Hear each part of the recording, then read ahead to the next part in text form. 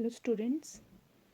आज जो है हम बीएड थर्ड सेमेस्टर के संस्कृत शिक्षण इसके अंतर्गत जो है हम संस्कृत पाठ्य पुस्तक के गुणों के बारे में पढ़ेंगे कि सामान्य जो पाठ्य पुस्तक है उसके क्या क्या गुण होते हैं और हमारा विशेष रूप से जो है वो रहेगा संस्कृत पाठ्य पुस्तक के गुण। इस पे जो है हम विशेष रूप से चर्चा करेंगे। तो आइए शुरुआत करते हैं पाठ्य पुस्तक के गुण। एक पाठ्य पुस्तक के क्या क्या गुण होते हैं, ठीक है। पाठ्य पुस्तक के गुणों के बारे में चर्चा जो है हम लोग दो आधार पर कर सकते हैं, एक आंतरिक पक्ष और दूसरा बाह्य पक्ष। इन दो पक्षों के आधार पर हम किसी भी पाठ्य पुस्तक के गुणों के बारे में चर्चा कर सकते हैं। आंतरिक पक्ष, आंतरिक पक्ष क्या होते हैं, इसके अंतर्गत क्या क्या चीज़ें आती है। आंतरिक पक्ष में बात होती है विषय वस्तु की, भाषा एवं शैली की, विषय सामग्री को प्रस्तुत करने की विधि और उसका क्रम, ठीक है। इन सब चीज़ों के बारे में जो है आंतरिक पक्ष के अंतर्गत चर्चा की जाती है, या फिर यूँ कहा जाए कि ये सारे बिंदु जो हैं आंतरिक पक्ष में आते हैं। दूसरा है बाह्य पक्ष। बाह्य पक्ष में क्या क्या चीज़ें सम्मिलित होती हैं, संपादन, पाठ्य पुस्तक का, उसका आकार, उसका फ़ॉन्ट साइज़ वगैरह, उसकी छपाई, इन सब बातों का ध्यान दिया जाता है, ठीक है। ये है इसके बाह्य पक्ष। लेकिन हमारा जो चर्चा का मुख्य विषय है वह है संस्कृत पाठ्य पुस्तक के गुण। संस्कृत पाठ्य पुस्तक के गुणों के बारे में जो है हम निम्नलिखित 4-5 बिंदुओं के आधार पर जो है इसका ज्ञान अर्जन कर सकते हैं, जिसके अंतर्गत बहुत से जो शिक्षण बिंदु या फिर बहुत से गुण सम्मिलित हैं। आइए तो हम सबसे पहले बात करते हैं संस्कृत पाठ्य पुस्तक के गुण। विषय वस्तु, ठीक है। विषय वस्तु के अंतर्गत संस्कृत की पाठ्य पुस्तक में विषय वस्तु का चयन बड़ी ही सावधानी से करना चाहिए। इसमें विषय वस्तु का चयन ऐसा होना चाहिए जो छात्र छात्राओं के शारीरिक, मानसिक और बौद्धिक स्तर के अनुकूल हो, ठीक है। किशोरावस्था के छात्रों के लिए जो है कलात्मक तत्व से पूर्ण श्लोक बोधगम्य नहीं हो सकता। ऐसे श्लोकों को उच्च कक्षाओं में स्थान दिया जा सकता है, जहाँ छात्र छात्राएं यथार्थ एवं कल्पना के बीच अंतर समझ सकें। अन्यथा छोटी आयु के बालकों के लिए प्रारंभिक अवस्था में ही पौराणिक गाथाओं को आरंभ करना उचित नहीं लगता है। जो है प्रारंभिक स्तर पर जो है बच्चों को संस्कृत के सामान्य व्याकरण या शब्दों के बारे में ज्ञान दिया जाना चाहिए, और उच्च कक्षा में जो है हम लोग कल्पनात्मक और श्लोक जैसे या ग्रंथों के कुछ अंशों का समावेश कर सकते हैं। प्रारंभिक स्तर पर जो है बच्चे पंचतंत्र की कहानियों या रामायण महाभारत ऐसी चीज़ों के ऐसी विषयों के प्रति जो है आकर्षित होते हैं और उनका रुझान ज़्यादा रहता है। तो इन सब चीज़ों का समावेश करके प्राथमिक स्तर पर जो है प्रारंभिक स्तर पर जो है हम संस्कृत विषय को उनकी रुचि के अनुसार बना सकते हैं, ठीक है। तो विषय वस्तु में जो है पहला जो चर्चा का विषय है, शीर्षक है, वह बच्चों की रुचि के अनुसार। जैसे कि हमने चर्चा की कि बच्चों की रुचि के अनुसार होना चाहिए। जो पाठ्य पुस्तक की विषय सामग्री है छात्रों के मानसिक तथा शारीरिक स्तर के अनुसार होनी चाहिए। पाठ्य पुस्तक में प्राचीनता तथा नवीनता दोनों की झलक होनी चाहिए। किशोर कथा कहानी में रुचि विशेष रखते हैं, अतः इस स्तर पर हितोपदेश एवं पंचतंत्र की कुछ कहानियाँ अवश्य पढ़ाई जानी चाहिए।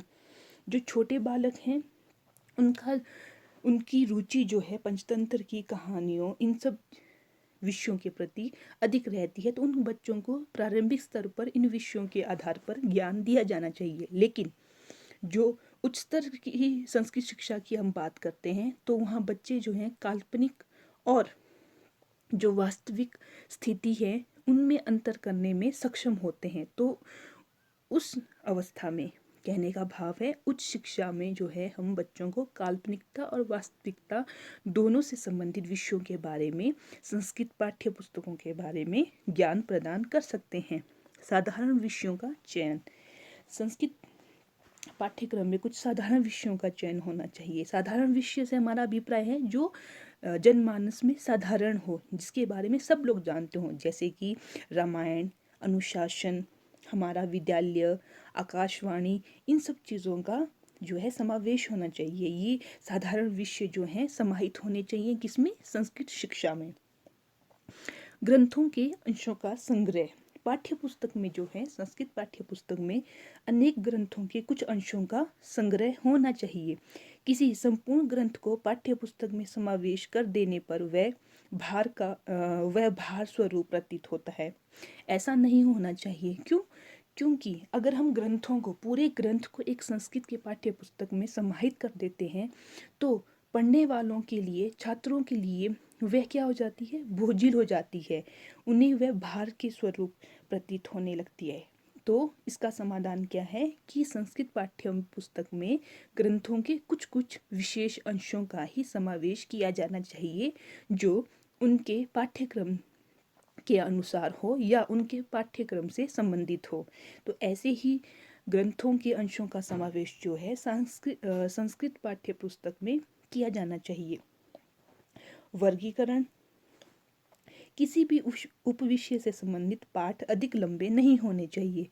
अधिक लंबे पाठों से, माफ़ कीजिएगा, किसी भी उपविषय से संबंधित पाठ अधिक लंबे नहीं होने चाहिए। अधिक लंबे पाठों से छात्रों को अरुचि हो जाती है उस विषय के प्रति जो है। अगर वो विषय लंबा चलता है, कहने का भाव है कोई भी जो पाठ है वो आपका 4-5 दिनों तक चलता है, तो उस पाठ के प्रति छात्रों की रुचि, छात्रों का रुझान जो है कम हो जाता है। वह उसके प्रति जो है सक्रिय प्रतिक्रियाएं जो है नहीं दे पाते हैं। वह उसके प्रति जो है आलस महसूस करते हैं। इसलिए जो वर्गीकरण किया जाना चाहिए पाठ्य पुस्तक में, पाठ्यक्रम का या पाठों का, वह छोटे छोटे आधार पर किया जाना चाहिए जो 1 या 2 दिन में ही समाप्त हो जाएं। ऐसे पाठ होने चाहिए। और माध्यमिक स्तर पर भी पाठ अधिक लंबे नहीं होने चाहिए।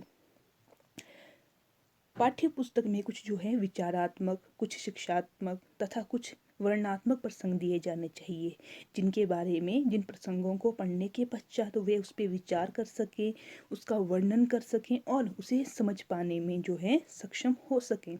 छात्रों का नैतिक विकास संभव।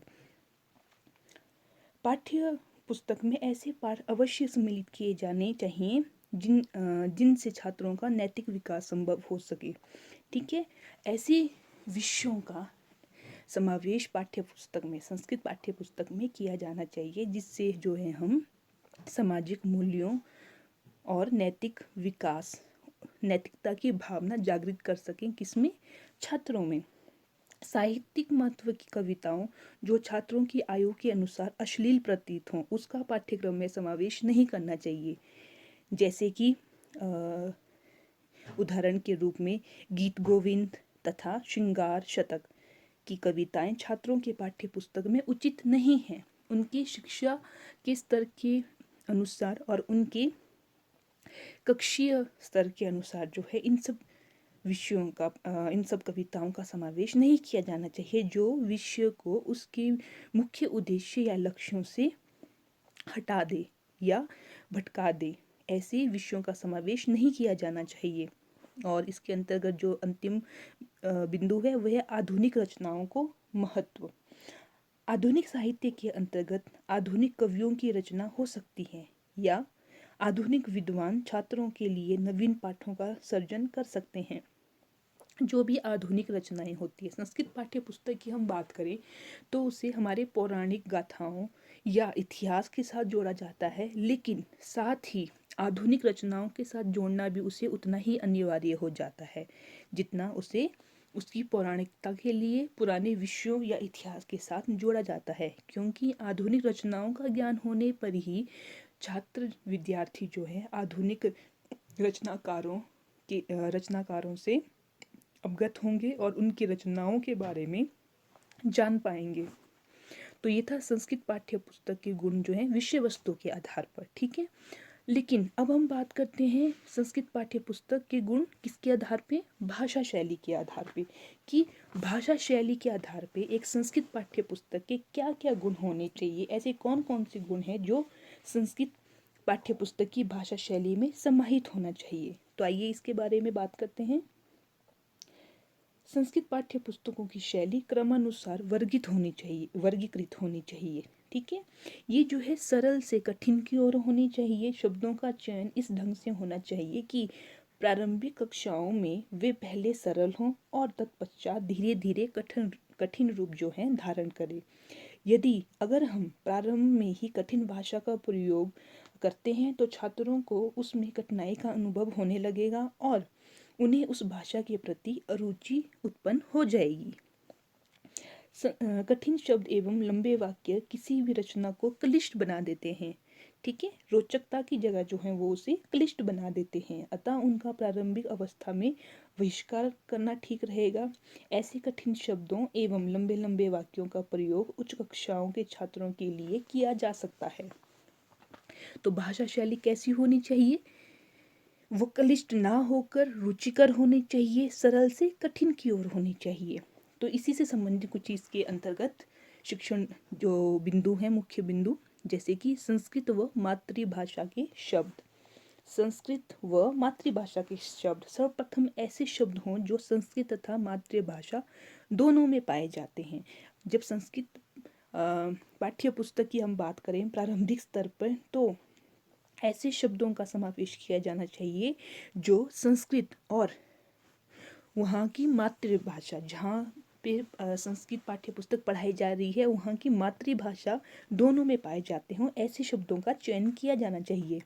तत्पश्चात जो है संस्कृत के ऐसे कठिन शब्दों को साधारणतः प्रयुक्त होते हैं। ठीक है, उसके बाद ही संस्कृत के कठिन शब्दों को जो है प्रयुक्त किया जाना चाहिए। प्रारंभिक कक्षा में 10 नवीन शब्द प्रति पाठ से अधिक नहीं होने चाहिए, परंतु उच्च स्तर पर ऐसे शब्दों की संख्या बढ़ा देनी चाहिए। जब प्रारंभिक स्तर पर संस्कृत शिक्षा दी जा रही है, संस्कृत पाठ्य पुस्तक की हम बात कर रहे हैं, तो उसमें क्या होना चाहिए कि एक पाठ में संस्कृत के 10 नए शब्द आने चाहिए और अगले पाठ में उससे आगे के नए 10 शब्द जो है आने चाहिए, और ये क्रम जो है निरंतर चलता रहना चाहिए।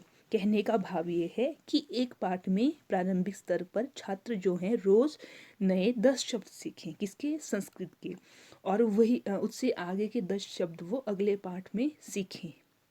और शब्दों की जो है पुनरावृत्ति नहीं होनी चाहिए, वे नए नए शब्दों को सीखें और उसे अपने शब्दकोश में लंबे समय तक रख सकते हैं और उसका उपयोग भी कर सकते हैं। सरल से कठिन की ओर। संस्कृत पाठ्य पुस्तक की भाषा शैली जो है सरल से कठिन की ओर होनी चाहिए। पहले सरल संस्कृत सिखाई जानी चाहिए। पाठ्य पुस्तक की में भाषा जो है सरल से कठिन की ओर बढ़े। प्रारंभिक स्तर पर शैली जो है सरल होनी चाहिए। प्रारंभिक कक्षाओं में संधि और समास से रहित छोटे छोटे वाक्य होने चाहिए। उसके बाद जो है दीर्घ वाक्यों, क्लिष्ट शब्दों से परिचय कराना चाहिए। किसके आधार पर? उनके स्तर का ध्यान रखकर, जैसे प्रारंभिक स्तर, माध्यमिक स्तर और उच्च शिक्षा। तो इन सब चीज़ों का ध्यान रखा जाना चाहिए। फिर है नियंत्रित शब्दावली। जो भी शब्दावली प्रयोग में लाई जाए संस्कृत पाठ्य पुस्तक में, वो शब्दावली कैसी होनी चाहिए? नियंत्रित होनी चाहिए। छात्रों द्वारा ग्रहण की गई सामग्री के आधार पर शब्दावली का नियंत्रण होना चाहिए। नवीन शब्दावली का तभी पाठों में वितरण समान होना चाहिए। पाठ्य पुस्तक में उन शब्दों का बाहुल्य होना चाहिए जो मातृभाषा में तत्सम रूप में प्रयुक्त किए जाते हों। इसके अतिरिक्त ऐसे शब्दों का प्रयोग अधिक होना चाहिए जिनका छात्रों के निकटवर्ती वातावरण, जो छात्र के आसपास के उसके वातावरण है उससे संबंधित हो, जैसे वायुयान, अग्नि, श्यामपट्ट और बाग, बगीचे, ऐसे शब्दों का उपयोग जो है वो होना चाहिए। तो जो उसकी शब्दावली है वो नियंत्रित होनी चाहिए। कहने का भाव है पहले सरल शब्दावली होनी चाहिए, फिर धीरे धीरे उसके स्तर को, जैसे प्रारंभिक स्तर, माध्यम स्तर और उच्च स्तर तक पहुँचते पहुँचते जो है वो शब्दावली जो है क्लिष्ट हो सकती है, या उसमें ऐसे बड़े और लंबे शब्दों का उपयोग किया जाना चाहिए। ठीक है, तो उसकी जो शब्दावली है वो नियंत्रित होनी चाहिए। किसके अनुसार? बच्चों के मानसिक स्तर के अनुसार, उसके कक्षा के स्तर के अनुसार। फिर है व्याकरण के रूपों का क्रम। इसी प्रकार व्याकरण के रूपों का क्रम भी होना चाहिए। किसकी तरह? नियंत्रित शब्दावली की तरह। प्रारंभिक स्तर पर सरल रूपों का तथा बाद में कठिन रूपों का परिचय कराना चाहिए बच्चों को। व्याकरण के प्रत्येक नवीन रूप तथा रचना का पर्याप्त अभ्यास कराना चाहिए एक शिक्षक के द्वारा विद्यार्थियों का। धातुओं, पदों तथा कालों का प्रयोग अधिक क्रमिक होना चाहिए ताकि संस्कृत पाठ्य पुस्तक की भाषा बोझिल तथा कठिन प्रतीत ना हो, बल्कि वह उससे आसानी से सीखने के लिए प्रेरित हों और उसके प्रति उनके मन में जिज्ञासा बनी रहे, उनकी रुचि का स्तर बना रहे। पाठ्यक्रम में संधि एवं समास के सरल प्रयोगों का समावेश होना चाहिए। व्याकरण के रूपों का क्रम जो है इस प्रकार से होना चाहिए कि शुरुआत जो है उनकी समास, संधि ऐसे सरल व्याकरण के विषयों से किया जाए, तदोपरांत जो है धीरे धीरे उनके स्तर में जो है अंतर लाया जाए, उनके स्तर को निरंतर बढ़ाया जाए। अगला है विषय वस्तु का क्रम, कि विषय वस्तु का क्रम कैसा होना चाहिए। सबसे पहला मनोवैज्ञानिक क्रम होना चाहिए। मनोवैज्ञानिक क्रम से क्या भाव है कहने का? मनोवैज्ञानिक क्रम का कहने का भाव ये है कि जो विषय वस्तु है संस्कृत पाठ्य पुस्तक की, वो मनोवैज्ञानिक आधार पर, वो छात्रों के मानसिक स्तर के आधार पर होनी चाहिए, व्यक्तिगत विभिन्नताओं के आधार पर होनी चाहिए और उनकी रुचि के आधार पर होनी चाहिए। ऐसे क्रम में जो है विषय वस्तु की व्यवस्था होनी चाहिए। फिर है व्यवस्थित सामग्री। पाठ्य पुस्तक की सामग्री व्यवस्थित होनी चाहिए। प्रत्येक पाठ छोटा होना चाहिए, इसके स्तर के अनुसार बढ़ाते रहना चाहिए। ठीक है, जैसे व्यवस्थित सामग्री की हम बात करें, हमने पहले भी बात की कि संस्कृत पाठ्य पुस्तक में जो है विषय वस्तु या पाठ जो हैं वो छोटे होने चाहिए, ना कि बड़े होने चाहिए, क्योंकि लंबे और बड़े पाठ जो हैं वो शिक्षण प्रक्रिया को जो है बोझिल कर देते हैं और छात्रों में उसके प्रति जो है अरुचि पैदा करते हैं। इसलिए छोटे छोटे पाठ होने चाहिए और जो प्रति पाठ की हमने बात की प्रारंभिक स्तर पर, तो वो प्रति पाठ जो है 10 नए शब्दों का ज्ञान जो है अर्जन किया जाना चाहिए। तो व्यवस्थित सामग्री होनी चाहिए। नेक्स्ट है आपका पाठों में विविधता।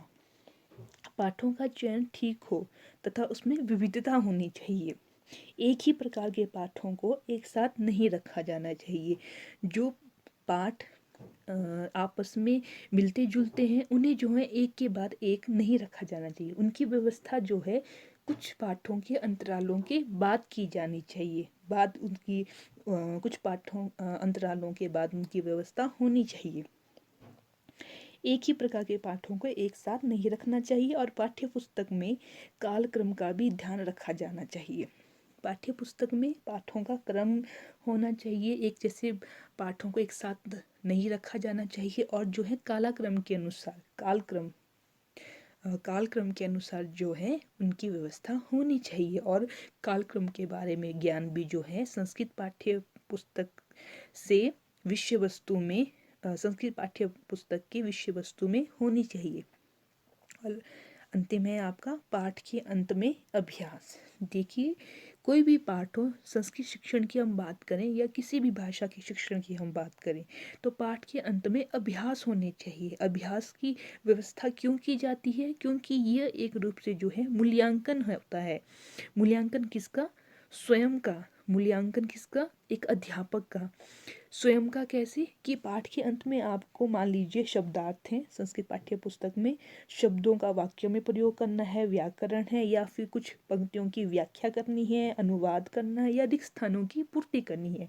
ऐसे किसी भी प्रकार के जो अभ्यास पाठ के अंत में हो सकते हैं, आप स्वयं उन अभ्यासों को करके जो है अपना मूल्यांकन कर सकते हैं। और आप जब उन अभ्यास को करते हैं तो उसके द्वारा एक शिक्षक का भी मूल्यांकन होता है। कैसे? कि वो आपके उत्तरों की सहायता से, आपके अभ्यास के सही उत्तरों की सहायता से ये जान सकते हैं कि वह उस पाठ से संबंधित अपने ज्ञान को आप तक पहुंचाने में, आपको समझाने में कितने सक्षम हो पाए हैं या कितनी और उन्हें सुधार की ज़रूरत है। तो इसके द्वारा जो है व्यक्तिगत विभिन्नताओं के बारे में भी हमें जानकारी मिलती है, क्योंकि सभी छात्र अपनी अपनी मानसिक स्तर के अनुसार, अपनी अपनी सूझबूझ के और समझ के अनुसार जो है पाठ के अभ्यासों के उत्तर देने में सक्षम होंगे। इन सब चीज़ों के अलावा अब हम बात करते हैं कि संस्कृत की पाठ्य पुस्तक में अन्य और क्या क्या गुण होने चाहिए। ठीक है, जैसे हमने बात की थी सामान्य पाठ्य पुस्तक के गुणों में कि उनके बाह्य पक्ष के आधार पर कई गुण हो सकते हैं। तो बाह्य पक्ष में जैसे थे आपके छपाई, आकार, ये सब चीज़ें थी, संपादन। तो संस्कृत पाठ्य पुस्तक में भी जो है कुशल व अनुभवी व्यक्ति द्वारा संपादन करवाया या किया जाना चाहिए। जो कुशल और अनुभवी व्यक्ति होंगे उनके द्वारा पुस्तक का संपादन कराए जाने से क्या होगा कि उन्हें उस चीज़ के बारे में, उस विषय से संबंधित ज्ञान उनके पास पहले से ही होगा और वे उस कार्य को अधिक कुशलता के साथ संपन्न करने में सफल होंगे। अच्छे कागज़ का प्रयोग, पुस्तक के लिए बढ़िया कागज़ का प्रयोग होना चाहिए और जहाँ पे पिक्चर्स का उपयोग किया जाता है उसके लिए आर्ट पेपर होना जो है बहुत ही अति उत्तम माना जाता है। तो कागज़ की क्वालिटी की बात करें तो वो अच्छा होना चाहिए और मुख्य रूप से उसका प्रथम बुक कवर जो है, वो प्रथम जो उसका पृष्ठ होगा और जो उसका अंतिम पृष्ठ होगा वो जो है सबसे ज़्यादा आकर्षित होना चाहिए। क्योंकि जब भी एक सामान्य व्यक्ति, एक छात्र जो है बुक या पुस्तक खरीदते हैं तो वो पुस्तक को भारी तरीके से उलट पलट कर ज़रूर देखते हैं। तो आकर्षण का केंद्र क्या होता है? मुख्य पेज और अंतिम पेज। तो अच्छे कागज़ों का और अच्छे आर्ट पेपरों का, चित्रों का उपयोग किया जाना चाहिए। अगला है छात्र स्तर का ध्यान। छात्रों के स्तर का जो है ध्यान रखा जाना चाहिए। प्रारंभिक स्तर पर मुद्रण के लिए जो है पुस्तक जो बाज़ार में उपलब्ध होती है उनमें भी, और जो एक विद्यालय में या पुस्तकालय में जो व्यवस्था की गई है संस्कृत पाठ्य पुस्तकों की, हर एक पुस्तक में उसमें छात्र के स्तर का ध्यान रखा जाना चाहिए। जैसे हमने बात की थी पीछे विषय वस्तु में मनोवैज्ञानिक क्रम की, तो मनोवैज्ञानिक आधार पर जो है छात्रों के स्तर का ध्यान रखा जाना चाहिए। फिर है आपका पाठ्य पुस्तक की रूपरेखा के अंतर्गत अभ्यास। अध्यापक को पाठ्य पुस्तक की रूपरेखा के अंतर्गत ही छात्रों को पढ़ाना चाहिए। एक पाठ्य पुस्तक का निर्माण क्यों किया जाता है और एक पाठ्यक्रम का निर्माण क्यों किया जाता है? क्योंकि वह छात्र के स्तर, उसकी कक्षा का निर्धारण करती है और एक अध्यापक को उस रूपरेखा के अंतर्गत ही पढ़ाना है उसका निर्धारण करती है, ताकि पूरे प्रदेश में 8वीं कक्षा के बच्चों को एक समान पाठ्य पुस्तक पढ़ाई जाए, ताकि उस पाठ्यक्रम या पाठ्य पुस्तक संबंधित जो है समता जो है, समरूपता जो है वो बनी रहे। अगर हम पूरे भारतवर्ष की बात कर रहे हैं, ऐसा ना हो कि उसी पुस्तक से संबंधित जो है दिल्ली में कुछ और पढ़ाया जा रहा है और हिमाचल प्रदेश में कुछ और पढ़ाया जा रहा है। इस समरूपता को बनाए रखने के लिए और इस विभिन्नता को दूर करने के लिए पाठ्यक्रम पाठ्य पुस्तकों का प्रावधान कराया जाता है, ताकि अध्यापक को पाठ्य पुस्तक की रूपरेखा के अंतर्गत ही छात्रों को पढ़ाया जा सके और छात्र जो हैं शिक्षा की प्रति कक्षा के प्रति जो है वो समरूपता जो है पूरे भारतवर्ष में बनाए रख सकें। देवनागरी का उपयोग, जो देवनागरी लिपि है उसका संस्कृत पाठ्य पुस्तक में प्रयोग किया जाना चाहिए और ये प्रयोग भी छोटी कक्षाओं में आपकी गिनती, उदाहरण के लिए जैसे आप रोमन संख्याएं लिखते हैं वैसे ही देवनागरी लिपि में उन्हें वो संख्याएं लिखना जो है सिखाया जाना चाहिए। तो देवनागरी लिपि का भी प्रयोग होना चाहिए।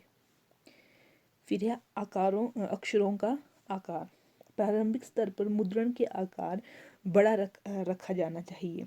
प्रारंभिक स्तर पर अक्षर की बनावट भी बड़ी होनी चाहिए और पुस्तक के जो अक्षर हैं वो आड़े तिरछे ना होकर बल्कि सीधे खड़े होने चाहिए। संपूर्ण पुस्तक में जो अक्षर हैं वो आड़े तिरछे ना लिखकर उनका फॉन्ट साइज जो है प्रारंभिक स्तर पर बड़ा होना चाहिए और माध्यमिक स्तर से लेकर उच्च स्तर तक जो है वो छोटा छोटा होता जाना चाहिए। और जो अक्षर हैं वो आड़े तिरछे ना होकर बल्कि सीधे और तिरछे ना लिखे जाएं बल्कि माफ़ कीजिएगा, आड़े तिरछे ना लिखे जाएं बल्कि सीधे खड़े लिखे जाने चाहिए।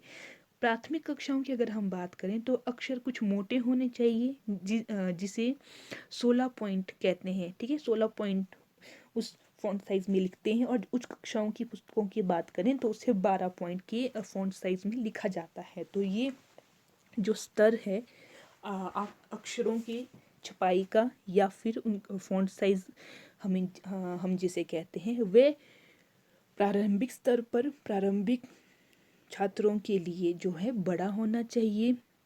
और आपकी पंचतंत्र की कहानियों, आपकी वातावरण, आपके आसपास के वातावरण से संबंधित ऐसे शब्दों का उपयोग होना चाहिए, ऐसी कहानियों का, गाथाओं का, रामायण महाभारत की हमने बात की, इनका समावेश होना चाहिए उसमें प्रारंभिक स्तर पर, क्योंकि बच्चे जो हैं ऐसी विषयों के प्रति जो है अधिक रुचि लेते हैं। और माध्यमिक स्तर या उच्च स्तर तक जो है आप विषयों में किसी ग्रंथ का समावेश कर सकते हैं या ग्रंथ के कुछ अंशों का समावेश किया जा सकता है, क्योंकि उच्च स्तर के बच्चों में जो है काल्पनिकता और वास्तविकता में अंतर करने में सक्षम होते हैं। वे उन दोनों के बीच के अंतर को अच्छे से परख पाते हैं, समझ पाते हैं। तो इन सब चीज़ों का ध्यान जो है एक संस्कृत पाठ्य पुस्तक के निर्माण करते समय रखा जाना चाहिए। और ये सभी बिंदु जो हैं संस्कृत पाठ्य पुस्तक के गुणों का भी निर्माण करते हैं। और इन सभी शीर्षकों को हम संस्कृत पाठ्य पुस्तक के गुण भी कह सकते हैं।